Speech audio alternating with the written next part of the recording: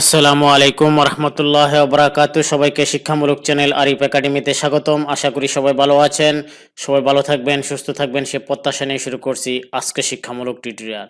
আজকে শিক্ষামূলক টিউটোরিয়ালে আমরা যেটি শিখবো বা জানবো সেটি হলো কম্পিউটার সফটওয়্যার কি। তো চলুন জেনে নেই কম্পিউটার সফটওয়্যারটা কি।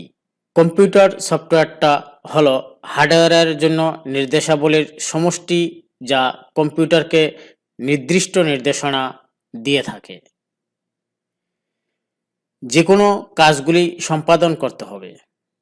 এতে অপারেটিং সিস্টেম রয়েছে, যা কম্পিউটারের সকল হার্ডওয়্যার পরিচালনা করে। অন্যান্য সফটওয়্যার প্রোগ্রামগুলি চালানোর জন্য একটি প্ল্যাটফর্ম প্রদান করে।